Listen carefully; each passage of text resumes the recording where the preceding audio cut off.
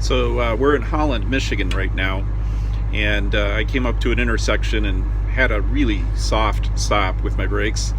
And fortunately, it was okay. There wasn't anybody in front of me, but we pulled it off, and we're getting to it. We adjusted all of the slack adjusters, which is what you do. I mean, as you are driving along, you do a brake adjustment. But now we can't get the brakes to disengage. One of them, at least, is locked up, so that when you start it, it feels like the parking brake. And of course, the first thing we did was check the parking brake is open and functioning normally, but one of the brakes just is not releasing. And slack adjusters are all backed off, and something's stuck on, and we can't figure out why.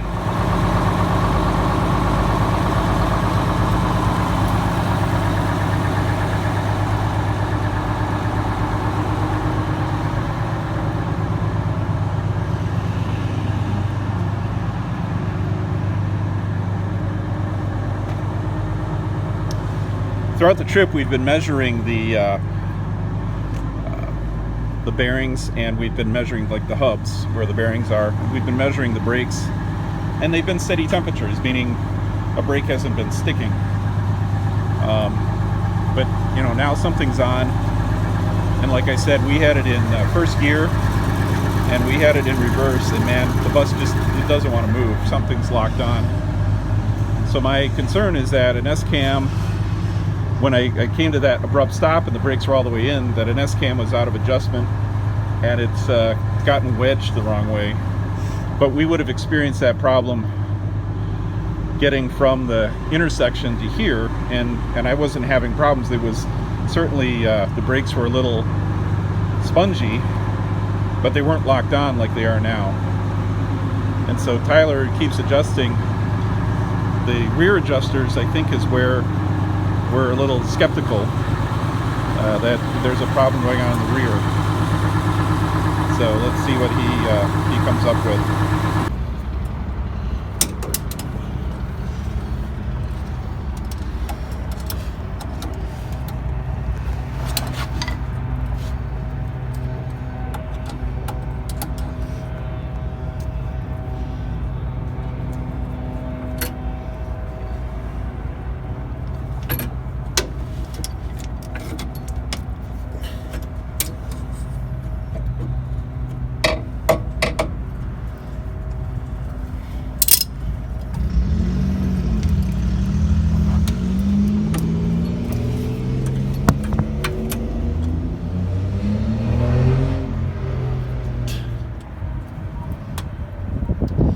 So we have kind of narrowed it down to the driver's side rear brakes.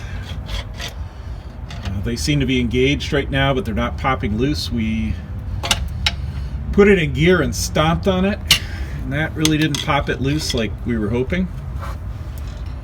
So Tyler is doing his thing, his wisdom thing, to try to figure out how to get these brakes to pop and why they're locked on, why they're stuck engaged.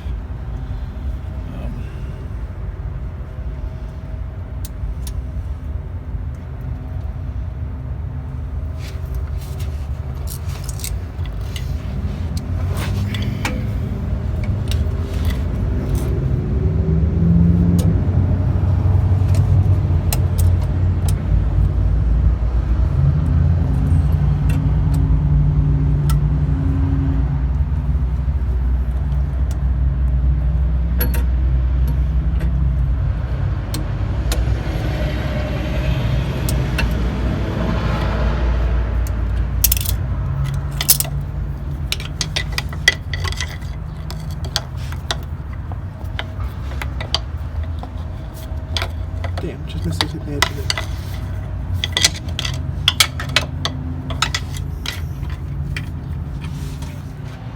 We had a brake chamber let go on this thing.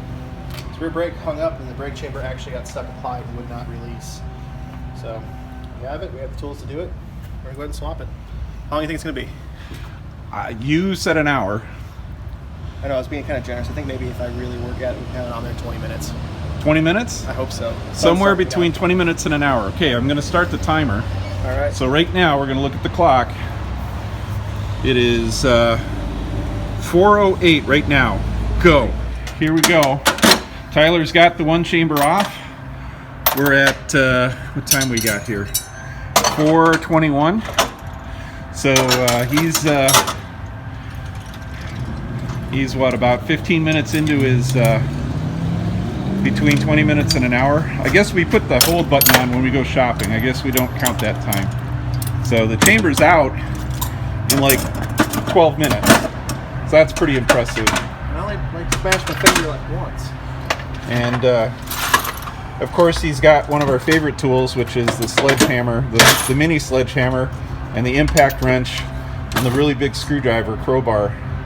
Those are probably the trifecta of bus repair, would you say? Those three tools I can fix anything. Yes. Yeah. So we've got an old brake chamber and a new one. Can you tell which is which? Let's go to Lowe's.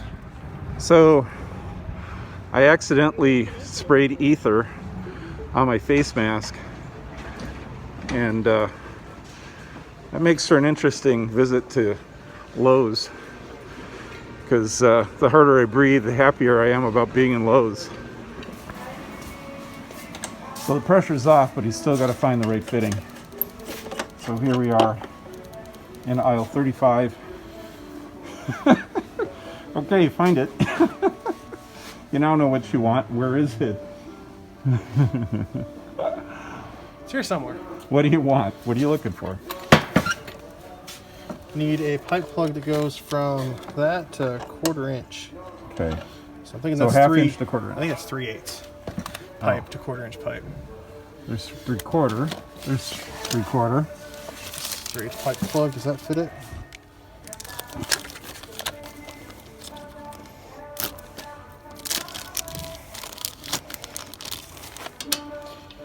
Yep, it's 3/8 pipe. You just need the plug? I need an adapter to go from 3/8 to 1/4 as well. Okay. Well, we'll keep looking here.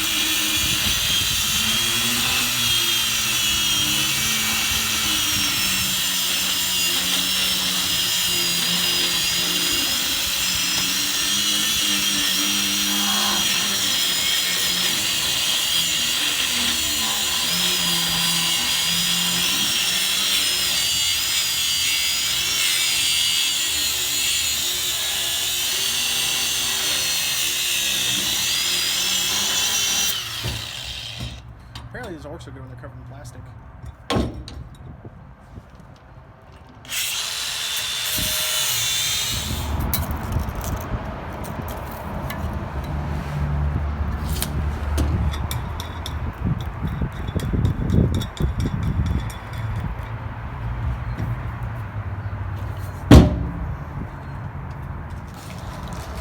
It is now 4:53, and we're back from the store. So the clock resumed at 4:50. So he's got 13 and a half minutes into it, plus the extra 3 that he just did. He's getting the fittings on right now. And man, this isn't really all that complicated. No. You just take it off, you adjust the new one to the right size, and you just bolt it back in. Hardest part is usually getting the old one off there, getting the hardware off. I didn't know how bad I was going to have to fight the bolts. The bolts weren't too bad. The inside one sucked, the outside one wasn't bad. Yeah. Well, we are getting the new chamber. Now, is there adjustment that needs to happen to the chamber? Or does that all happen in the slack valve? Slack adjuster will set it all. Okay. Alright, so get it installed and get it dialed in. So the fittings are all mounted. Tyler's just grabbing some tools. And back under to bolt it on, and then we start adjusting the slack valve. Okay, so let's see where we are here. 5:02, so 12 minutes and 13 minutes. So 25 minutes on and off, plus a run to the hardware store. That's damn impressive, man. I didn't think it was going to be that bad. I usually say an hour at first to cover my ass in case we have issues with stuck bolts or fittings that don't want to come apart, but I mean, I parked my toolbox like 3 feet from it. It shouldn't have been that bad. Well, done. Time to adjust and get out of here. What's that? It already is adjusted. It's adjusted? Should be. Woo-hoo. All right, well, we'll give her a test. So, yeah, things didn't go so well with the brake idea. It seems like we have our treadle valve has failed. We just can't get air pressure to the brakes. And so, for the first time ever, I'm towing one of my buses instead of fixing it where it sits, because we need parts, we need to get going. So it's going to a shop here in Holland, Michigan, and this guy's going to get us there. So when you tow, you have to pull the axle. Why are we pulling the axle? I don't quite understand. There's no chance that if it falls into gear or anything like that, that the driveline will engage. Okay, so it's a safety precaution. Yeah. Which shouldn't take long. If it was an automatic, we'd have to do it regardless. But a manual, you could theoretically leave it neutral, but then you run the risk of if it bounces into gear, it's going. And then it's going to drive up the back of the wrecker. Right. Which would be better. Yep. So the axle is sitting there. He's reeling in his air, and we're going to be moving pretty soon.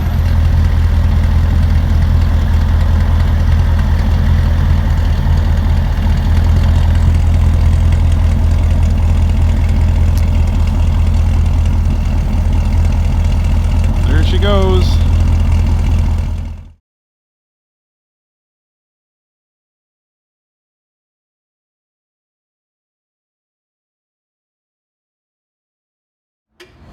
Crosby's taking an aggressive stance. He's already moved himself under, and we're just a couple minutes into this. He's already got the right tools. He's already measured what he needs. The only thing that could hang him up at this point would be the wrong air fittings. So let's see if he lucks out here. Lots of banging going on there. It seems like it's working pretty good.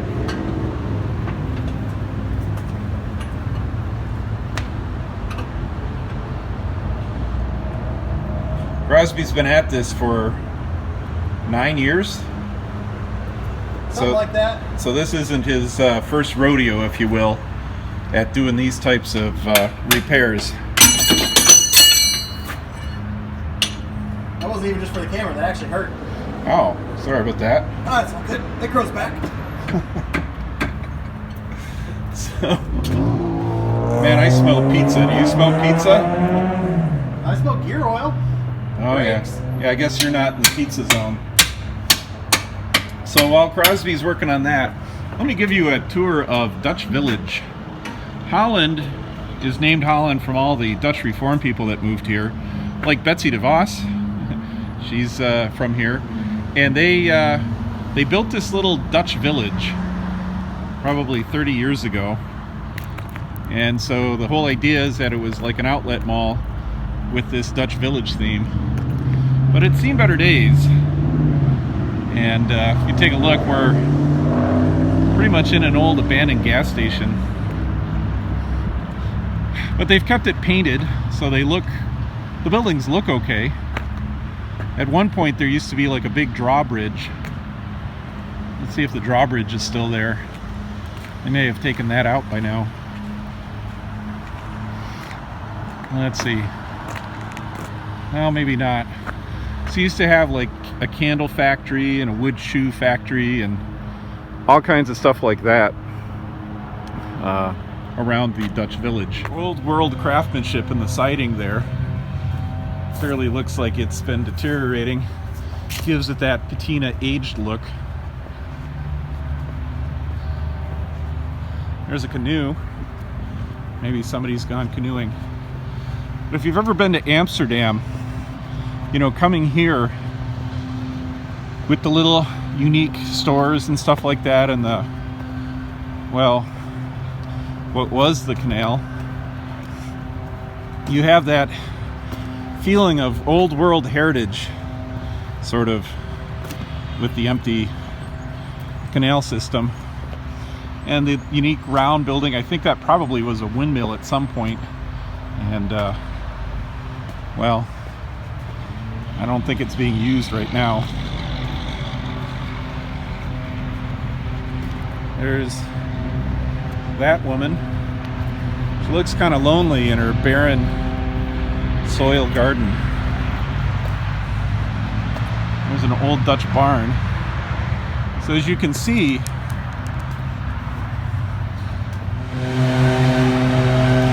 one thing about the Dutch is they're very friendly and they're open and welcoming as we walk along here. Wonder what that used to be. Kind of a tulipy, crafty. Oh, look at the tulips in the window and the rustic. So that's like a little artist thing. They're open, but boy, you just can't seem to get to the big feature where the rest of the canal is. It seems to be closed.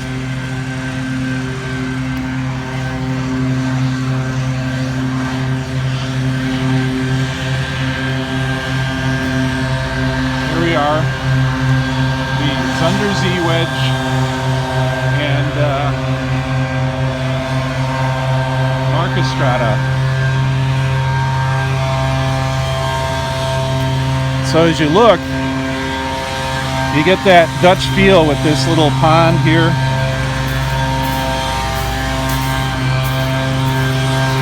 You know, the leaf blower really kind of creates that aesthetic that you're, you know, walking on the canals in Amsterdam.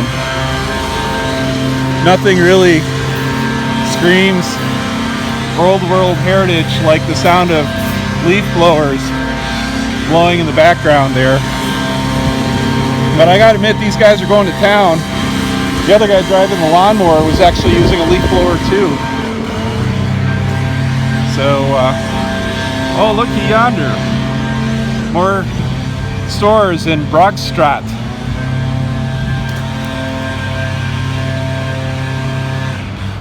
It's like an old railroad crossing. I don't know if there's a railroad anymore.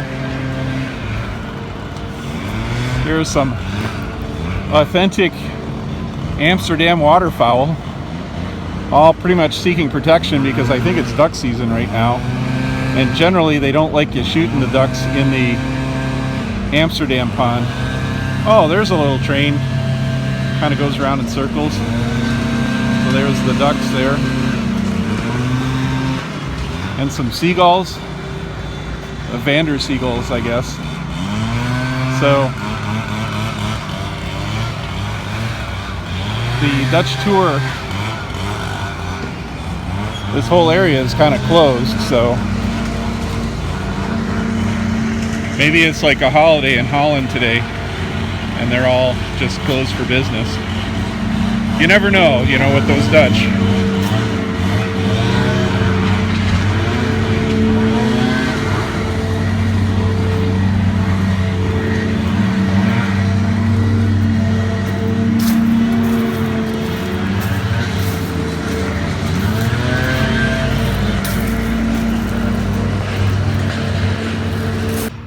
So, you know, sometimes a peaceful walk in a foreign, European, white Anglo-Saxon kind of wannabe place just calms down the inner rage that's building in Sage, ready to snap at any time. I was a little let down because, well, let's face it, the canal didn't look too good, and well, everything was closed. So I thought I was going to be able to make candles or try on some clogs, and I just came up with nothing. But it's a nice day here in November. I got some fresh air, so maybe the inner rage will just stay down there for a while.